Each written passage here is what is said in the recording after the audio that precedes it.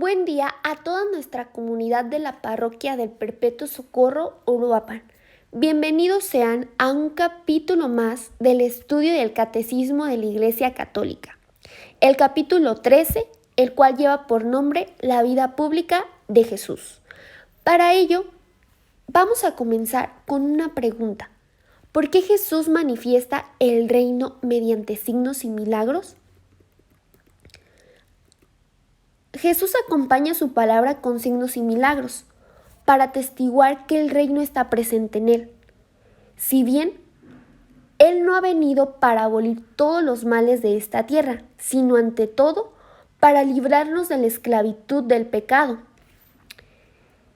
Hace falta que conozcamos bien la vida de Jesús, que tengamos todo entero en la cabeza y el corazón, de modo que en cualquier momento, sin necesidad de ningún libro, cerrando los ojos, podremos contemplarlo como en una película.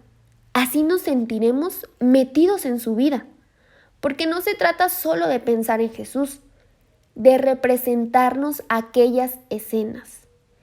Hemos de meternos de lleno en ellas, ser actores, seguir a Cristo tan de cerca como Santa María, su madre, como los primeros 12, como las santas mujeres, como aquellos mechedumbres que se agolpaban a su alrededor. Si obramos así, si no ponemos obstáculos, las palabras de Cristo entrarán hasta el fondo del alma y nos transformarán. Los misterios de la vida pública de Jesús, de los muchos acontecimientos de los 3 años de vida pública de Jesús, se pueden destacar los siguientes. El primero, el bautismo de Jesús en el Jordán. Con el bautismo comienza la vida pública del Señor. El precursor se resiste a bautizarle, pero Jesús insiste y Juan Bautista le bautiza.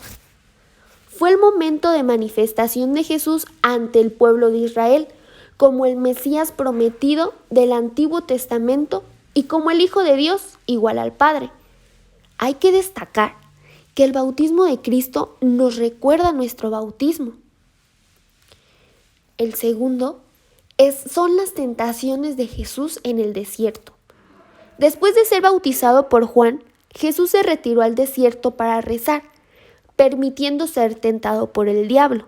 Las respuestas al tentador ponen de manifiesto la identificación filial con el designio de salvación querido por Dios, su Padre.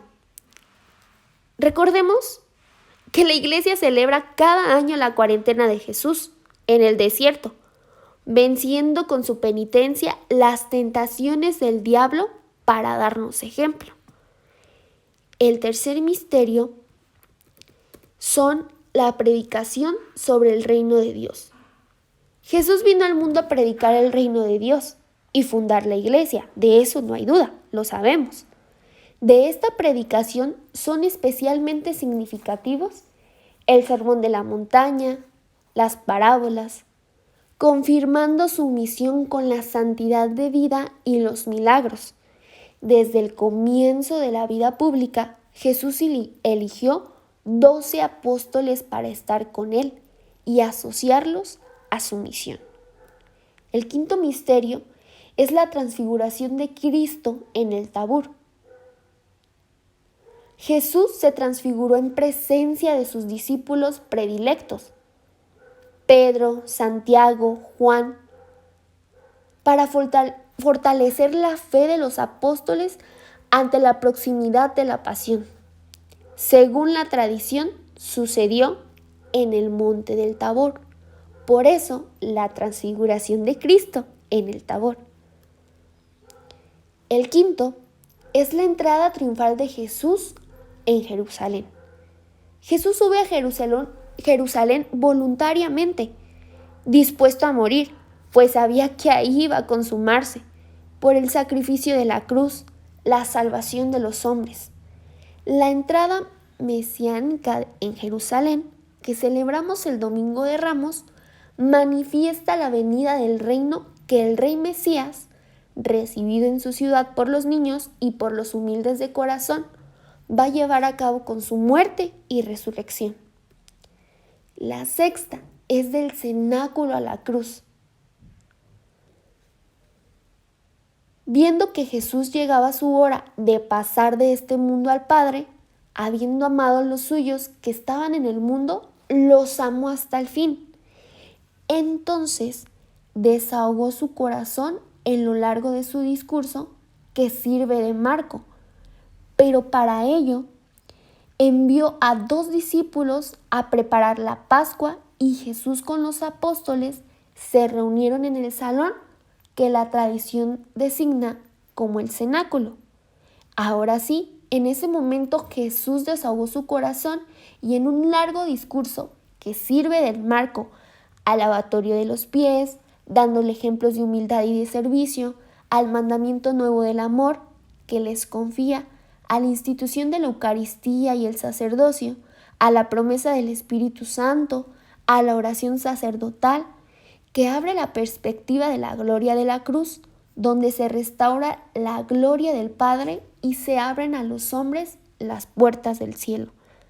Ante tantos padecimientos, y no fue el menor la traición de Judas y las negaciones de Pedro, Dios Padre glorificó a su Hijo con la resurrección y ascensión al cielo, donde está sentado a la derecha del Padre. Necesitamos conocer la vida de Jesús. Como modo para concluir este capítulo, debemos de tener bien en mente que nosotros como cristianos debemos de conocer y reproducir en sí mismo la vida de Jesucristo.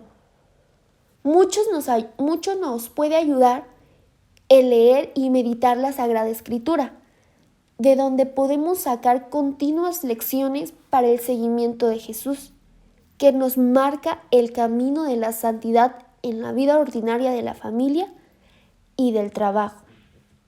Es por ello que el propósito de esta semana para avanzar va a ser que leamos todos los días algún pasaje del Evangelio sobre la vida de Jesús, y para ello lo tenemos que meditar. Y recordemos siempre que Jesús es nuestro modelo en todo. Imitemos la vida de Cristo en nuestras relaciones con los demás. Gracias.